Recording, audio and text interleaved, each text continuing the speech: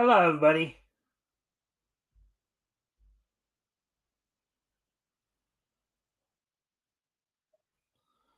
All right, welcome to the Mikestand. Today being Thursday, January the 4th, 2024. So hopefully everybody's having a good week thus far. Of course, we're going to give a few minutes for people to come in and check us out. As always, if you haven't already, you guys can like and share the stream. See if we can get some more friendly people to engage. That'd be appreciated. Also, if anything here grabs anything we talk about tonight grabs your attention, feel free to comment and or ask questions, and we will try to answer the questions to the best of our ability. So, with that, we're just, as I said, just waiting for more people to show up.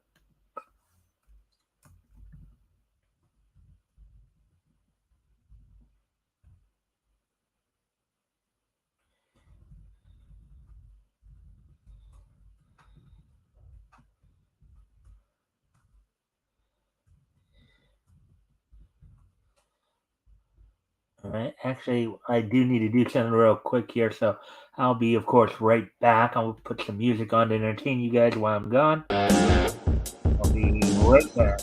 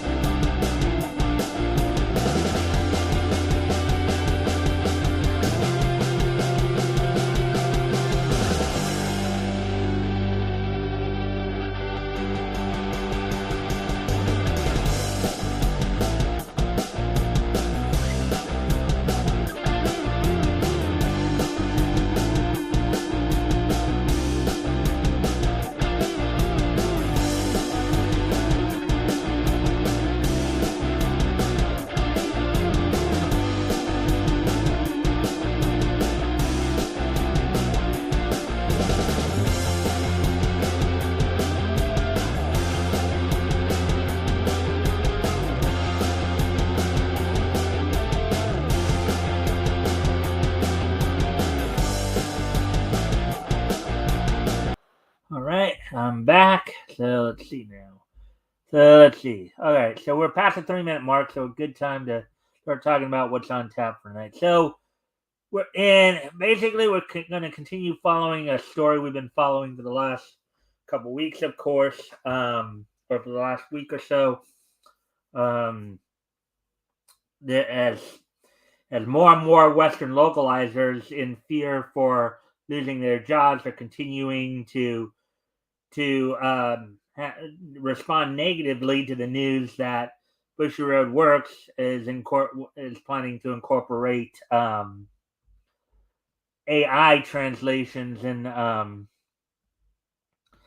AI translations and as part of their um, dubbing. So we'll go ahead and have it. We had at least a couple of people come in there, so let's go ahead and take a look at this. Pull this up. All right, we'll get right into the show here. Western localizers attack fans looking to AI for more accurate handling of Japanese media. You clearly can't appreciate the work of humans. Actually, that's not true. That's what a lot of the localizers are saying. But the problem is that a lot of these localizers, part of the reason why fans are more willing to, you know, accept AI work is because they want an accurate translation. They don't want people putting in their own political agendas into their works. Article on Nerdigans Inc. published earlier today. So that's all, of course, is stemming from Bushy Road Works announcement. In fact, it says so right here in the first line of this article here. Uh,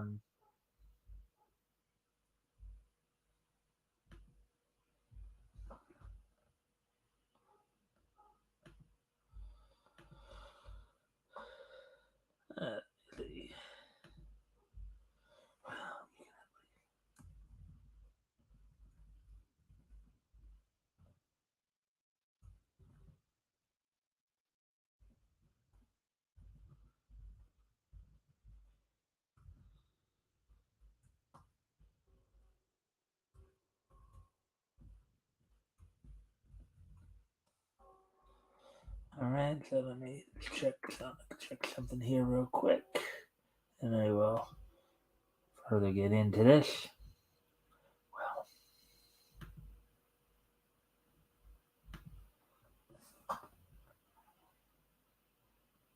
Well, hopefully.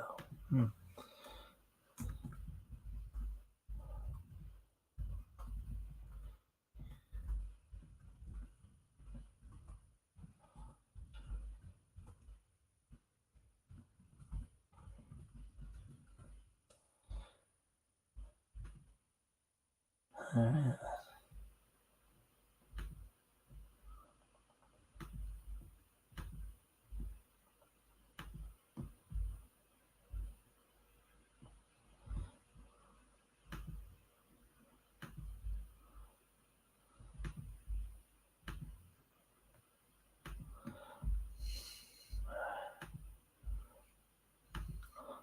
All right, so let's get back to the article here now. Let's see. So where were we? Okay. While Bushy Road Works announcement that Korei Yamazaki's The Ancient Magus Bride would be receiving in-house simulpub, basically meaning that instead of contracting out to the Western localizers, they're going to actually do it themselves. That's basically what they've been talking about. That's again why you have a lot of these Western localizers who are getting upset because they're in essence for getting fired for doing a poor job translating or for not doing their job or basically not doing their job correctly, et cetera, et cetera. Via a combo of AI technology and human editors was a source of Christmas cheer for audiences exhausted with the West inundation with socio-political motivated and meme riddled Japanese English localization work. The news was met with a nuclear level of bah humbugging, in quotes there, from the very same Scrooges whose butchering of anime, manga, and video games inspired such open acceptance of a machine translated future in the first place.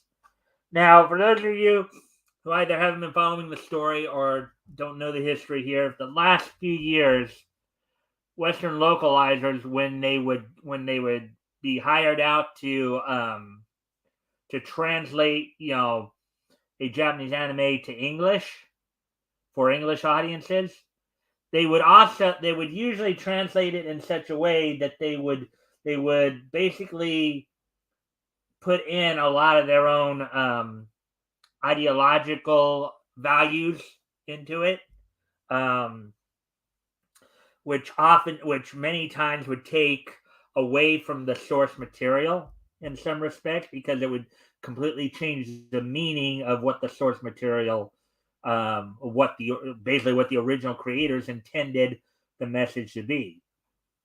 Instead of respecting the source material and respecting what the author originally did, they decided to, um, they basically decided to change the original author's intent on a lot of these, mangas and animes. And a number of people have been talking about it. Some more so than others for years, like Veridark, Hero Hey, Niche Gamer, Yellow Flash, and of course I put my 2 cents in on the matter. So, anyways, let's see. Let's see. So, as detailed by the publisher on December 12th, beginning with the series' 96th chapter, Bushiroad Works would employ both Mantra Company's eponymous manga and webtoon specific Mantra AI translation engine and the contextual oversight of human editors to produce their own English language simulpub for the Ancient Magus Bride. So basically, when they publish it, it's going to be published in both Japanese and English at the same time. Now, AI is going to be doing a lot of the work, but you're still going to have, contrary to what the localizers are saying about, oh, you're putting people out of work, you're putting us out of work, you're putting people out of work. They're still going to use people. Like AI is going to handle the majority of the translation, but the editors are still going to touch it up where needed. In the cases of where maybe a particular word doesn't translate, or maybe putting it in a bit more better grammatical or contextual manner, contrary to what a lot of these localizers would be telling you. Okay. You're still going to have people doing some work. It's going to be more on the editing side of it. But the AI translate, and obviously if they're doing it, if the company itself is doing this, then the chances of people disrespecting the original source material by putting their own spin on things, their own interpretations of what the material should be, as opposed to just translating what the author intended, will be how they go forward. And a lot of times, as I know Vera Dark had explained it, a lot of times, and I think even Yellow Flag, a lot of times the creators don't even know a lot of times that their work's being handled like this until later when they hear about it on social media, when people message them or post on their social media site, hey, that this is going on, that they're changing it to make it sound like this, so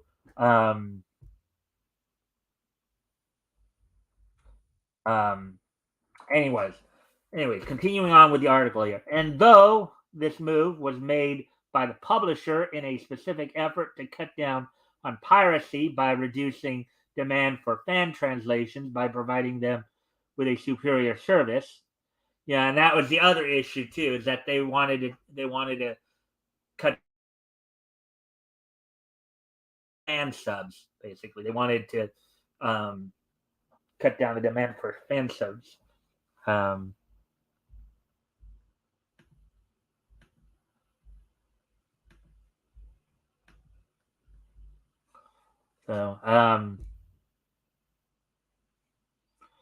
Many found themselves admitting that though it was less than ideal to replace an actual human job with a machine, in light of Western localization industry's noted history of intentionally butchering a given piece of Japanese media in order to serve their own pet ideologies, the potential for such AI human hybrid combos to provide more accurate translations made the entire concept more appealing than it normally would be.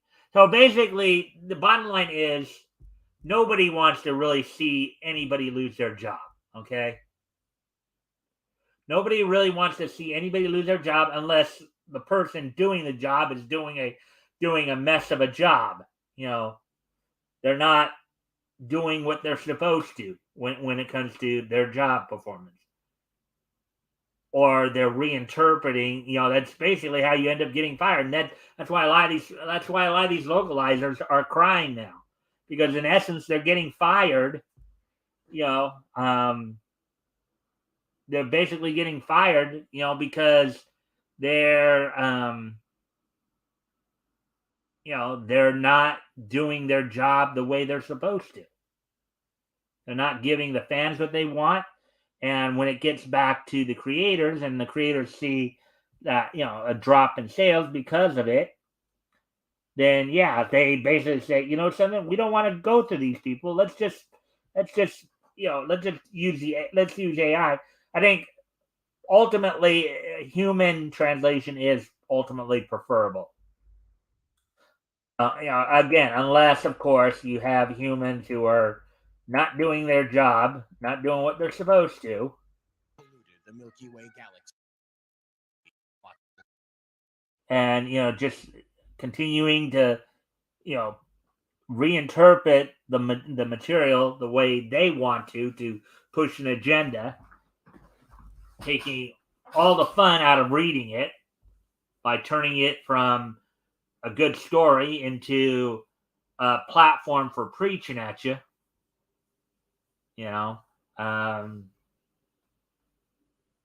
Most people are not going to care for that. I doubt very seriously if anybody, and sometimes some of the stretches, one of the ones that, of course, we've been talking about a lot lately, one of the changes that was made in an anime, one of the line changes that was made in anime that we've talked about quite a bit is the line that Jamie Marchi changed. Jamie Marchi, a voice actress and ADR script writer for now Crunchyroll, what was formerly known as Funimation, but now with Crunchyroll, in the Miss Kobayashi's Dragon Maid anime, in which the original line was the original scene was somebody had asked the main character, or they took notice of the fact that the main character, changed their outfit, from what they normally wear, and the main character responding, I just felt like changing it up, just doing something a little different. What do you think? That was the original intent. I may not have quoted it exactly, but that was basically the original intent of the line of the dialogue. What Jamie did is completely change the dialogue to push an agenda, where when the character asked the main character, what had happened also is that Jamie was, of course, doing the English voice for the main character as well. So another thing where being both the ADR scriptwriter and the actress who's actually going to be delivering the lines, is kind of like, she didn't want to say it like that. She wanted to sit there and rather than just tell the story, she wanted to make a point. And the change she made to it is when the other character would ask her, or take notice of the fact that she changed her outfit, she said, well, I was just so tired of the patriarchal demands on society, something to that effect. Completely changing the tone and the meaning behind the situation. A lot of these SJWs live in their own little dystopia, it would appear. But anyways, before I continue on here, I gotta check something real quick here.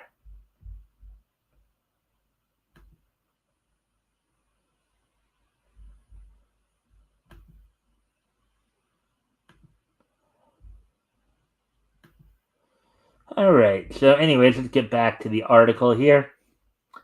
Let's see. Okay.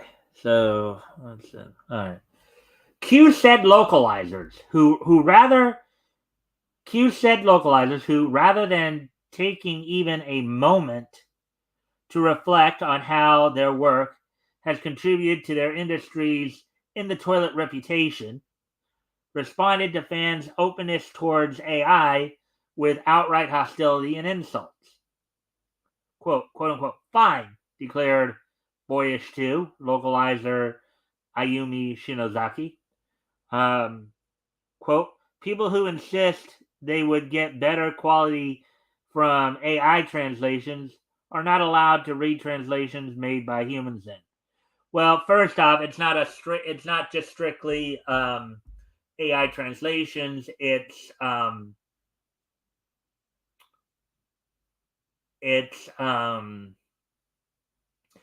are human editors in there as well who are going to be touching it up. First off, second off, that's not what people are saying. I think basically the point has always been made that human translations always are generally speaking preferable to AI translations. Okay, because you do have like certain subtleties in language and in context, in grammar that machines do not simply pick up. Hence why you have human editors still being involved. However, the thing is, the reason people are open to AI is because the local, the translating localization industry here has basically been for years sticking the middle finger up towards fans, towards basically the creators, they're being entrusted to carry the message of what the author intended forward. It's not for them to insert their own ideological positions into the anime. People don't watch anime to get what the translators or what the English people working on it are, think of Japanese culture. They want what Japanese culture actually is. They want it truly represented. They don't want the messaging. They don't want to be preached at. They don't need to hear, they don't need to hear such words as patriarchy and cisgender and all that garbage. Okay. I think even Japanese fans are not too kind on the idea either. Overlord and the saga of Tanya the Evil localizer Emily Balestrieri tweeted, quote, if you are a, in smaller quotes, fan who thinks AI translation is good enough for the creators you supposedly support, you're mistaken and possibly a bad person. Educate yourself and reevaluate or read AI authored media because you clearly can't appreciate the work of humans. Again, not true. Now, granted, even when earlier today when Vera Dark was covering this article on her channel, she even said that not all the localizers are bad. Okay, but you do have quite a few of them who will sit there and will, under the guise of making it more palatable to American audiences, will translate in such a way that it totally changes the meaning and the feel of the work. If anybody is disrespecting the creators of the material, it's the translators. It's not the fans, it's the translators. The fact that fans want an accurate translation of what the author has to say is normal. It's when I'm talking to somebody or I'm listening to somebody, I want to absolutely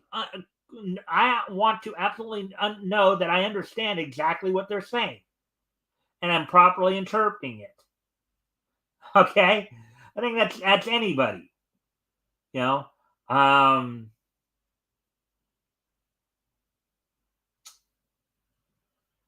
But again, a lot of these localizers are upset because they're in essence getting fired. A lot of these, like in this case, a lot of these manga, localizers are upset because they're in essence they're getting fired. They're getting fired for doing inferior work. For instead of being true and translating the material as it should be translated or as it should be represented, as the original author intended it to be represented, they're deciding to reinterpret what the original author is saying.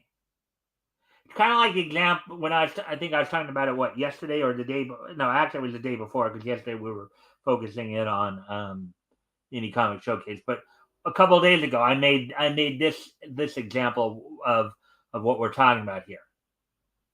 It's basically like when somebody introduces themselves to you and they say that their name is Red, and yet you sit there and you insist that they said Fred, and therefore you insist that their name is Fred. Okay? That's kind of like what it's like. They said they made it totally clear that their name is Red, and yet you're insisting that their name is Fred. It's not your place to reinterpret what somebody else thinks. Okay? For the it's an obvious breakdown in communication here, but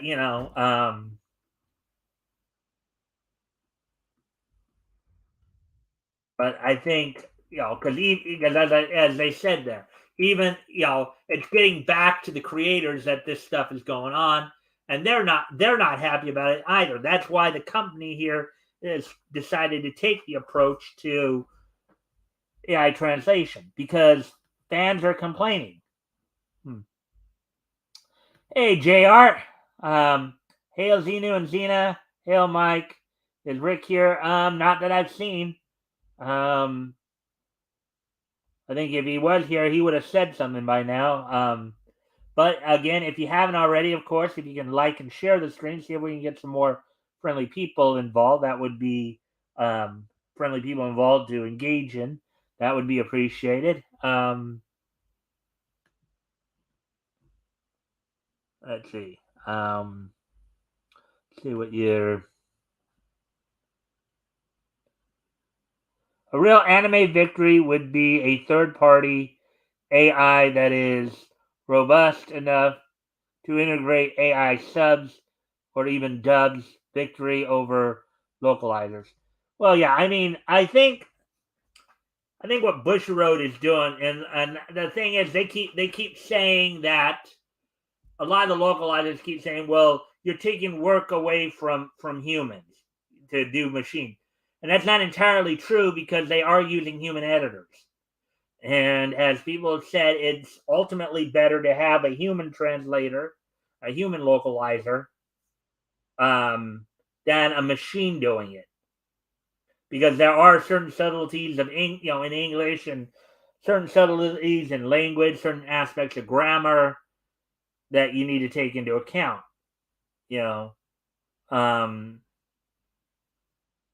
However, a lot of these people who are complaining, a lot of these bad localizers who are complaining, because they're losing their job because they, instead of being faithful to the source material and translating it as the original creator intended it to be presented, are deciding to reinterpret it into their own vision of what they think it should be. And nobody wants, you're not reading somebody's manga for the translator's point of view or the translator's perspective. You're reading it for the creator's perspective. The creator was the one who told the story. That's who you want to listen to, not the translators. Let's see. That would take localization out of corp hands. Yeah, and that's another thing too. A lot of people are saying that this is all like corporate greed at work here, but but it's not, because this is coming. This is a simulpub that's coming from the very company that's actually publishing the manga. And again, aside from what we've been talking about with the localizers, of course, one of the other issues they're talking about is that they're hoping that it will curb piracy too. That people will not be as inclined to pirate the publications, with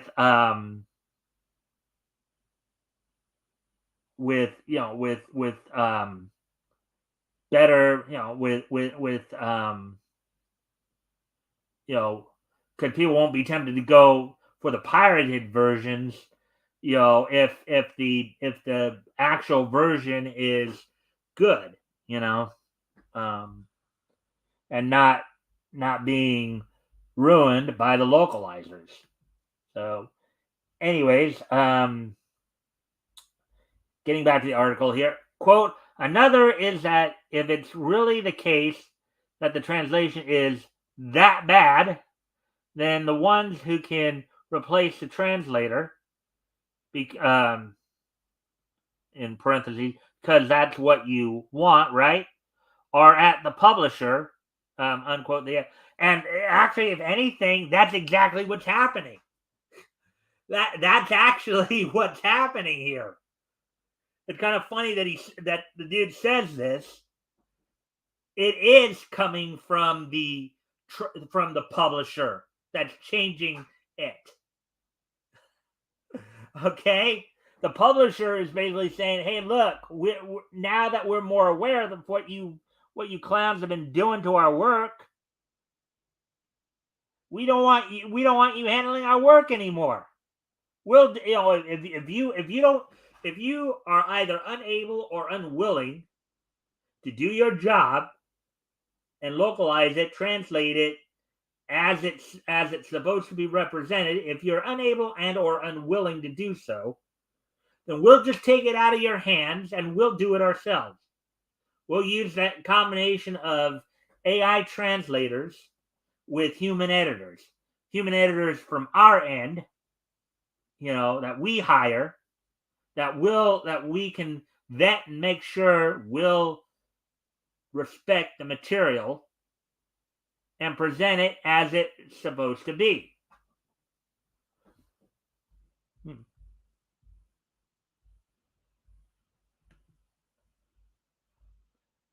Continuing on here with the article here. The letterer for Viz Media's English localization of Tizen 5's the Ichinose family's Deadly Sins, at letter Brendo, escalated the rhetoric by claiming that he, quote, deserved a Nobel Peace Prize for how many idiotic anti-localizer people I refrained from saying, in smaller quotes, KYS to today. Okay, I think we all kind of get the idea of what he means by KYS.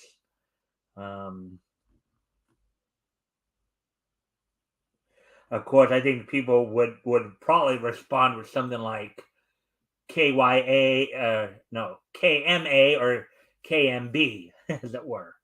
I think that's how some people might respond. Let's see. A house in Fata Morgana and Sword Art Online Alicization, Licorice Localizer, at Yuki no Gadari, described, quote, the discourse around professional translation is already bleeping miserable with the prevalence of weirdos who have no idea what they're talking about, parading about a fictitious, quote unquote, malicious localizer, boogeyman. So I'd appreciate it if corpos didn't take a big bleep in the water. Obviously, this person's been reading how to make friends and influence people, right? Can't seem to get the point across without using a bunch of swear words. Yeah, I think people know what they're talking about because one, people know what they like, what they don't like.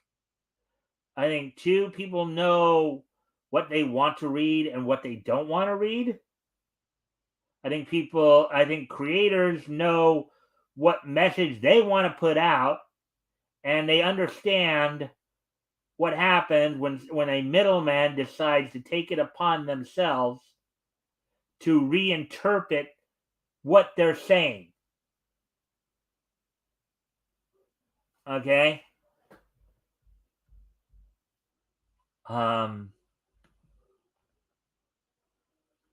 Again, not really that hard to figure that aspect out. That people don't want to be breached at. People want to, when they read a manga or they watch an anime and they read it in English or listen to the English dub, they don't want your interpretation or what they don't want you to tell them what they should be offended at. Okay? They don't want you changing it from the original author's intent. If you can't do your job, if you can't translate it and represent it as the original creator intended it to be represented, then don't even get involved in it. You know, if you have a message if you want to really push or whatever, write your own comic book, write your own manga. Of course, as we've seen, if you do, you probably won't sell that much anyways because nobody would probably buy it anyways. But that's another story for another day. And the reason people wouldn't buy it is for the reasons I was mentioning earlier. In brackets here, just saw the stupidest bleeping post on this website, voice, unbracketed.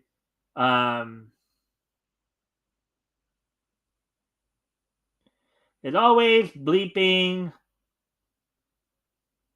I have no idea. Always bleeping Fire Emblem, I guess, with these anti-lock dunk DAs too. As if making a robot spit out incoherent garbage somehow removes the overarching corporate structure. Well, again, that's not what's happening because, as I said, they're still using human editors. They're using human editors to fine tune it once it gets translated. Yeah, the AI is not going to sit there. AI doesn't care about the patriarchy. AI does not care if you can't figure out what gender you are. The AI does not care about the color of your skin. Okay? Or the color of your hair, or the color of your eyes, or the color of your tongue, or color of whatever body part you want to talk about. The AI doesn't care what country you're in when you're reading the material. The AI will just translate the words as best it can. And then you have the human editors come in to kind of fine tune it to wherever the AI does come up short, whether it's in a particular word usage, particular grammar style, what have you. It's not just corpos just firing all humans and just making it all, again, what Bushy-Road Works is doing here, it's an AI human hybrid. AI will be doing the bulk of the translation with human editors fine tuning it. So, watching corporate structures that result in content changes in the first place, unquote. They added. So, anyways, as we continue on here, let's see. Quote, sometimes I see all the manga fans, in smaller quotes, celebrating AI translations and get so PO'd, not about us celebrating us losing our jobs, in parentheses, we won't. I don't know. You might not lose them completely because there probably are still going to be some companies that's still going to use you regardless. But it is that I get PO'd at them celebrating an obviously worse product. Again, not necessarily. Not when the choice is between maybe a not so perfect AI translation and a translation that's being deliberately sabotaged to fit a message. Smith declared. Um, let's see. Quote: "You fools are celebrating paying for bleep." Unquote. And you notice how these people, how articulate they are, right? You know, these people, you could tell these people really got a PhD in English, right, or in language, right? Yeah, just let's applaud them that they seem to think that they need to swear to be incredibly crude and swear to get their point across. These people are really showing us how intelligent they are, aren't they?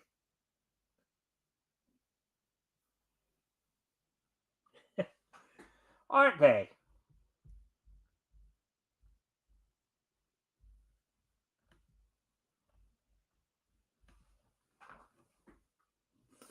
Continuing on here.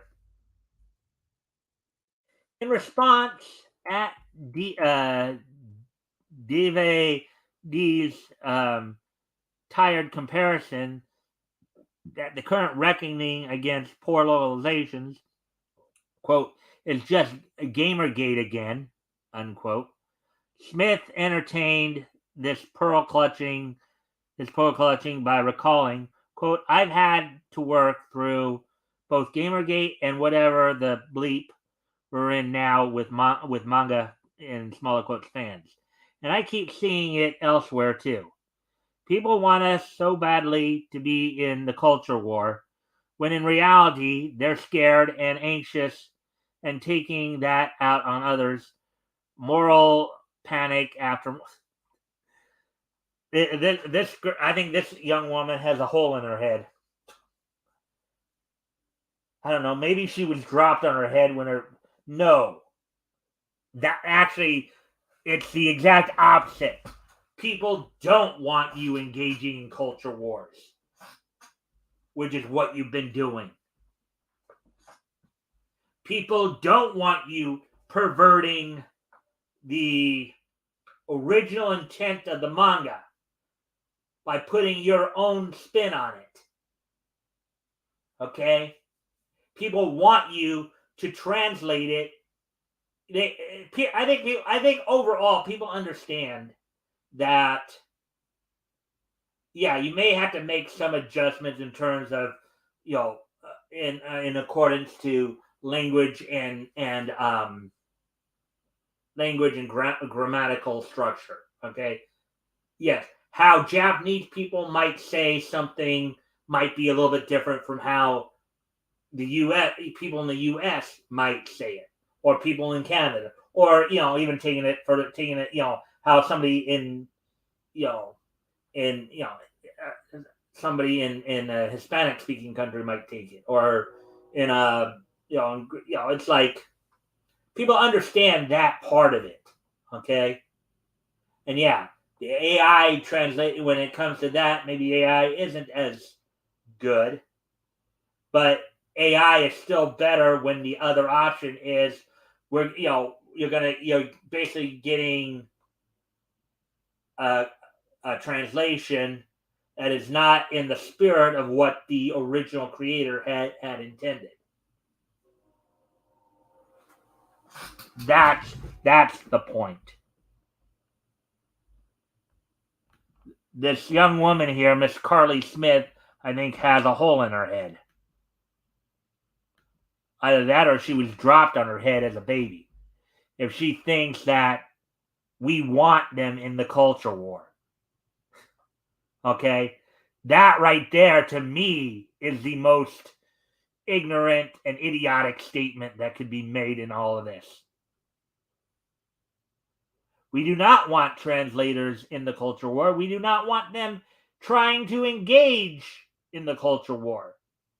I think as fans, we want them to, as accurately as possible, translate what the original creator intended. Period.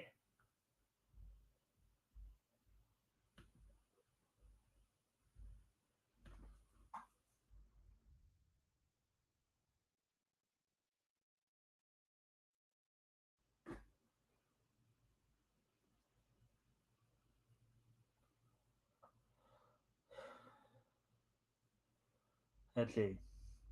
RokuNet editor and translator at Dryken Tychos continued the assault on fans by taking aim at user at Beatrice M's personal refusal to let Western localizers gaslight their customers. Responding to both his and My Life as Inukai-sized dog localizer Katrina Leonodaki's ongoing denial regarding their industry's shoddy work habits, at Beatrice M countered, quote, "This has been an issue for decades, and it's only gotten worse. There were even several cases authors had to reach out to overseas because they were enraged by their changes. What you should do is simply buzz off because you don't want what you don't know what you're talking about." Unquote. In turn, at Dryken Tychos disingenuously dismissed at Beatrice M's entire claim by declaring, quote, decades, unquote, only gotten worse, quote unquote. Out of the hundreds of titles that get made published from an account that self-proclaims to be toxic, and you expect to me to take you seriously at face value, please.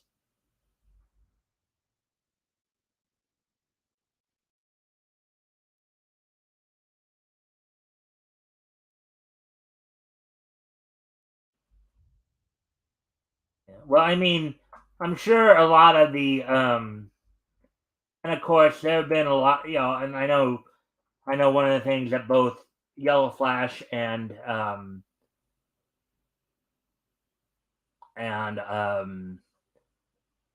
and Vera Dark had both pointed out, and I think some of this coming from both some of the coverage that Niche Gamer and Asmongodd had basically been talking a lot about with the situation with translators,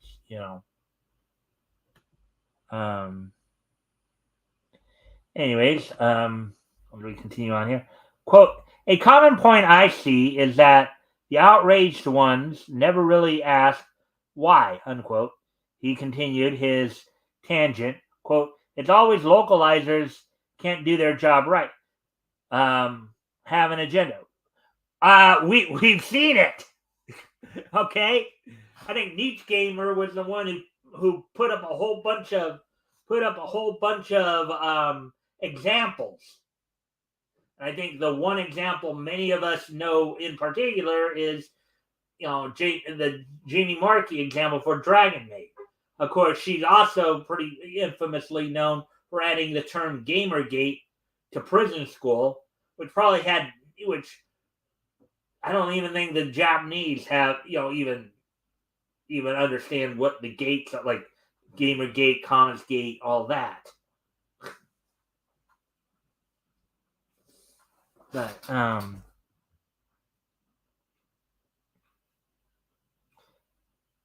it's never, quote, it's never, in small quotes, maybe there's an issue with the JP line, so it couldn't be kept because that would mean admitting the original is flawed. Again, don't think that's not the issue there. I think people understand when it comes to language and grammatical structure. Yes, Japanese and English are two completely different languages. In terms of their alphabet, in terms of how they use words, in terms of how they use context, in terms of how they put thoughts together. People get that. I think people really do get that. It's one thing to make maybe some grammatical changes to fit in with more how, let's say, an English speaker would speak. It's another to completely reinterpret what the original author intended to say. Okay? It's a totally another thing to put in elements that aren't even part of the Japanese culture.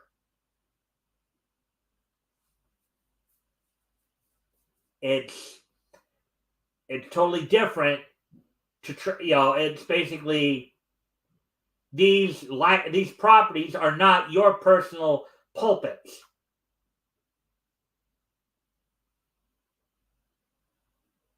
And when you get that, that's when people will stop being angry with you.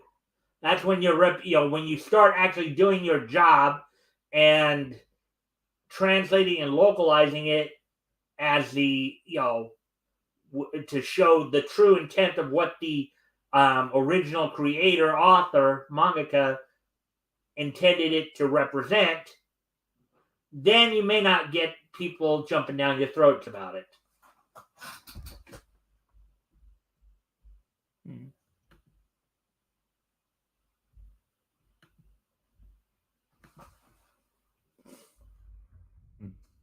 Continuing on here. Let's see. Taken aback by Dryken Tycho's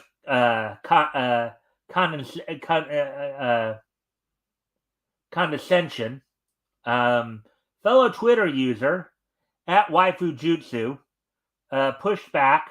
Quote, why would you consider taking a long from the why would you consider taking a long from the work you're trying to translate a problem? Okay, I think that's supposed to be the line. If it's there, it's because the writer wants it to be there.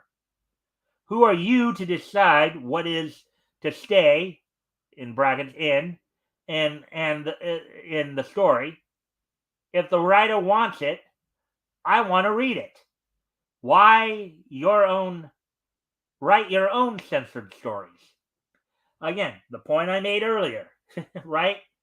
Nobody wants the translator's interpretation, or they don't want what the translator thinks the story should be. They want to read what the original author intended. Still refusing to look past his own nose. Yeah, I wouldn't be surprised if that at Dracon Tychos had a nose the length of Pinocchio's. Of course, his long nose probably doesn't come from lying as much, just from all the stench that comes out of it. But anyways, at Dracon Tychos further scoffed, quote, "Fun fact: translators don't decide." Bull. Bull. Well, they are in the way they do because they are translating. Quote, "That gets decided for us because what's fine in one country isn't necessarily fine in another," unquote, he said. Quote, "Legal issues in at learn Japanese if you want a zero outside bias experience. But that's not what you want to hear, is it?" Unquote. Well, we want you to do your jobs right, and even the creators want you to do your job right, because when you start messing with their properties like this, and people stop reading them because they don't want to read your interpretations of it, that's what leads more to piracy. That's what leads more to fan subs deciding to instead of going through the official subs. That's why fans will sub it themselves. You know, and that's what they're trying to prevent, obviously.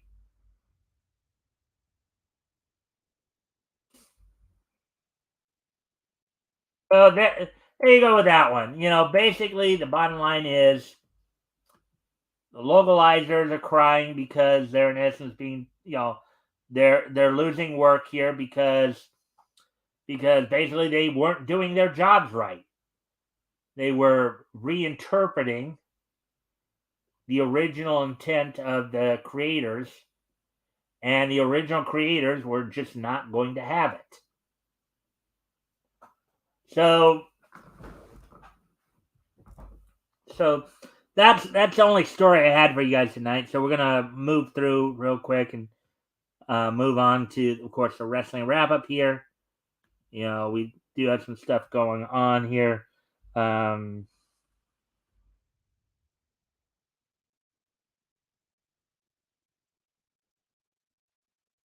so, anyways, in WWE news, of course, there's been a lot of talk wrestling right now. A lot of contracts are coming up. A lot of people are, there's a lot of moving and shaking going on. WWE, in terms of the free agent market, has been shown interest in former NWA World Women's Champion Camille, as her contract is due to come up with the NWA soon. And there's been some talk that WWE may be looking to bring her to the WWE to be part of their company. So stay tuned for that. Um, in AEW news, of course, on last night's Dynamite, we'll go over results there. Orange Cassidy retained the international title over Dante Martin, and it saw in the aftermath, of course, Orange Cassidy and Dante Martin shake hands, and the members of Top Flight and Action Andretti and the members of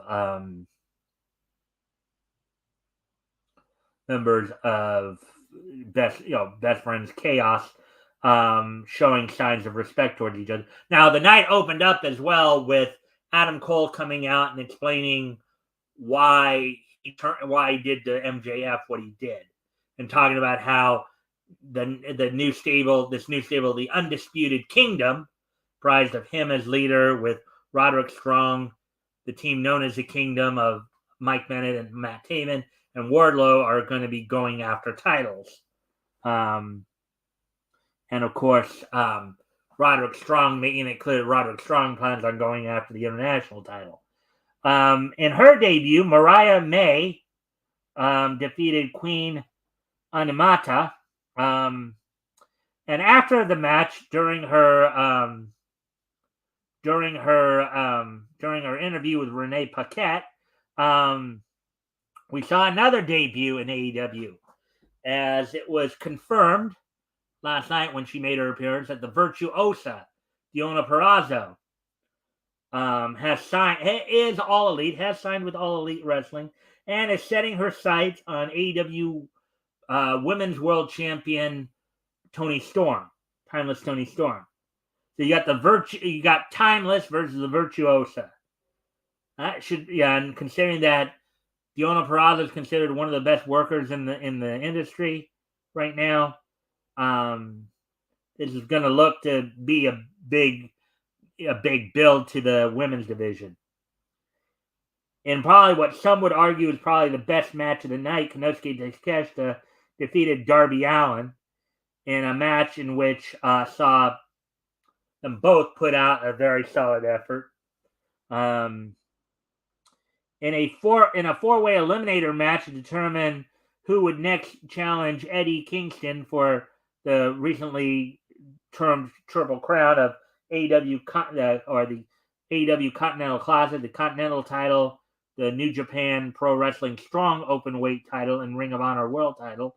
Trent Beretta outlasted the Embassy's Brian Keith, and El Hijo del Vikingo to earn a shot at Eddie Kingston's Triple Crown, which will be happening on this Saturday's Collision show. This Saturday's Collision, of course, will have that, as well as the tag team match between FTR and House of Black members Buddy Matthews and Malachi Black. And in the main event last night saw Swerve Strickland defeat Daniel Garcia, with, of course, Matt Menard being on commentary. Now, after the match was over, in a feigned attempt to supposedly show respect towards Garcia, Prince Nana decided to come in and give him a low blow, which brought Menard in to defend his friend and his stablemate, ending up with him getting kicked in the nether regions, as it were, which only served to bring out Hangman Adam Page to confront Swerve. And of course, Hangman Adam Page is known as being a man of few words, as it were. So,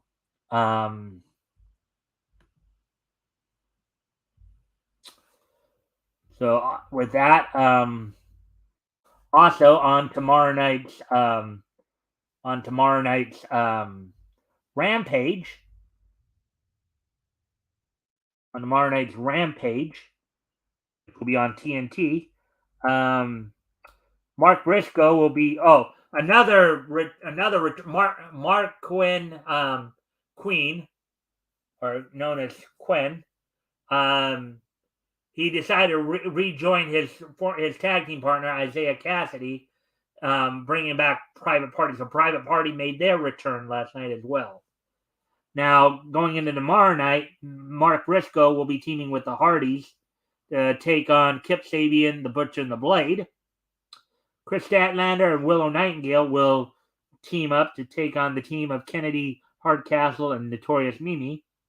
Hikaru Shida will be taking on Anna Jay, and then in the main event, Wheeler Yuta will be defending the ROH Pure title against Commander, with Alex Abrahantes in his corner. So that's all we got for the AEW news. Now, there is some interesting news going back to, of course, the free agent issue. So on, let's see, I guess in Japan earlier today, technically it was earlier today, our time, early morning, our time probably, but you know what you could argue last night, what have you. New Japan Pro Wrestling had their 18th annual Wrestle Kingdom event at the Tokyo Dome. On the pre-show, King of Pro Wrestling title, right to challenge New Japan Rambo match, Great Khan, Taiji Ishimori, Toru Yano and Yo outlasted a bunch of other people in that particular match.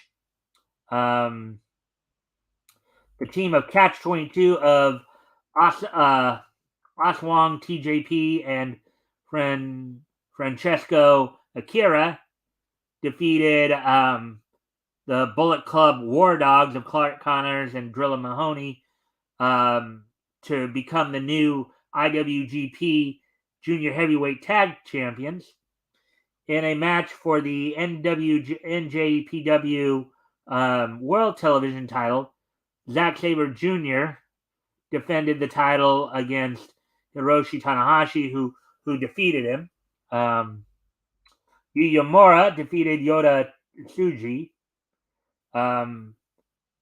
The two members of the House of Torture, Evil and Ren Narita, defeated the team of Kaito Kiyomiya and Shota Umino in a match for the never open weight title. Tama Tonga defeated champion Shingo Takagi to become the new champion. In a match to unify the IWGP tag team and New Japan Pro Wrestling Strong Openweight tag team titles, the Guerrillas of Destiny of El Fantasma and Hikuleo, representing New Japan Strong, defeated the Bishamon combination of Hiroki Goto and Yoshihashi, representing IWGP, to unify the two titles. In a match for the IWGP Junior Heavyweight Championship, El Desperado defeated Hiromu Tanahashi to become the new champion. In a match, I believe, to crown the first ever IWGP Global Heavyweight title, a three-way match saw David Finlay defeat John Moxley and Will Ospreay. And after the match, it was revealed that the Nemeth brothers, Nick and Ryan Nemeth, were in attendance watching the show. Many of you would know Nick Nemeth as the former Dolph Ziggler in the WWE. There's been, he's a kind of a free agent right now. This may be a sign that he's signed with New Japan. In another grudge match, Kazuchika Okada defeated Bryan Danielson in a match that got a lot of fans asking for a rubber match between these two, as Danielson had beaten Okada at Forbidden Door, and now Okada defeats Danielson here at Wrestle Kingdom. And in a match for the IWGP World Heavyweight Championship, Tetsuya Naito defeated Sanada to become the new champion. So that's all I got for you in terms of the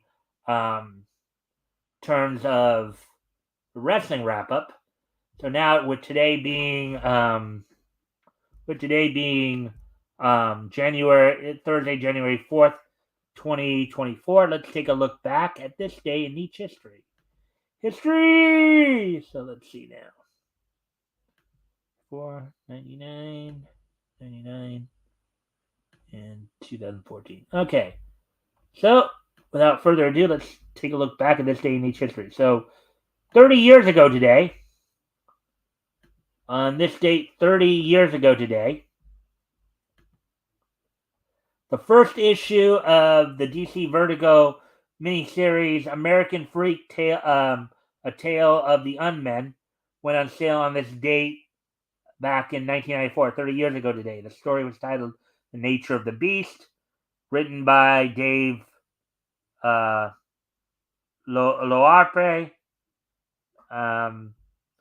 Vincent Locke did the art. Clem Robbins did the lettering, and Christopher Chuckry did the coloring.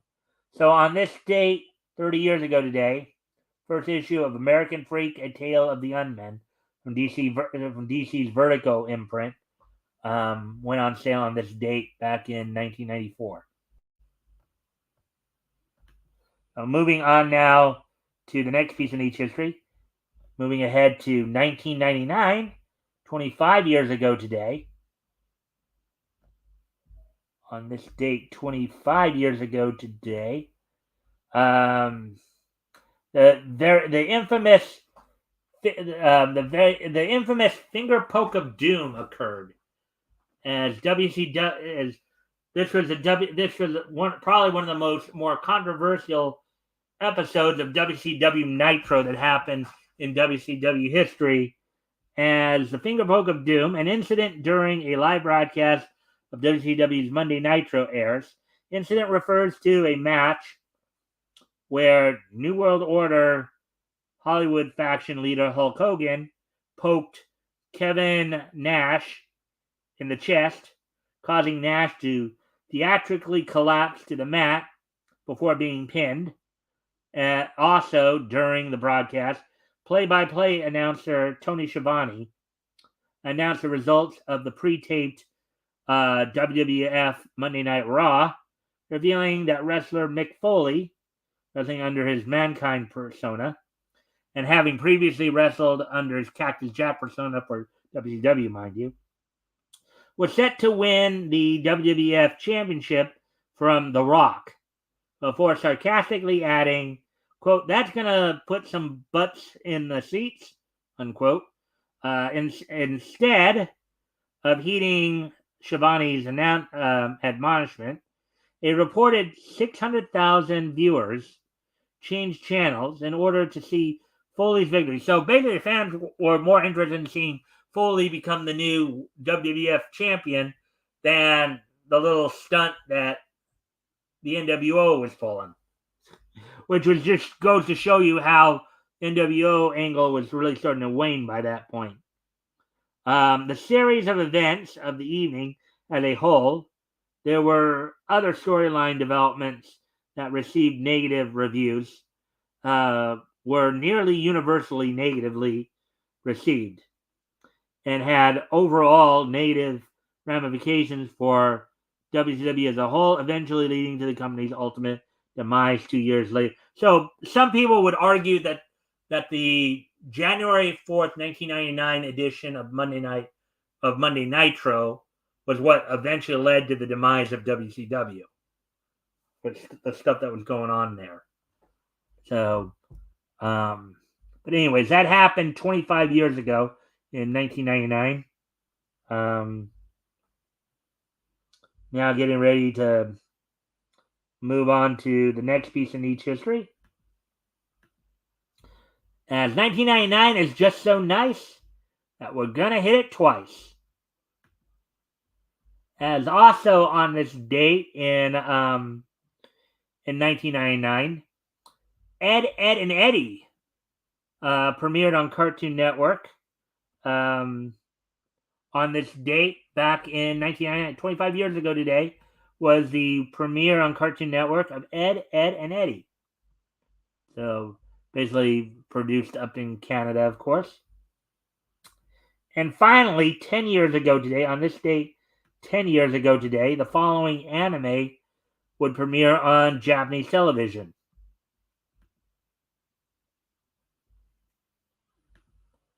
Nelvana's Synergy SP's Bay Warriors, Bay Raiders, OLM's Future Card Buddy Fight, and Project Number 9's Recently My Sister Is Unusual, all premiered on this date in 2014, 10 years ago today. So with that, I hope everybody show tonight. I hope you got a lot out of it. Of course, we'll be back here tomorrow night. Tim Olson will be my co-host, and we will be looking back to comics that went on sale in January 1940 from Centaur. Checking out such characters as Speed Centaur, Phantom of the Fair, Mini Midget, Mighty Man, Dean Denton. So hopefully we'll see y'all tomorrow night. And until then, bye.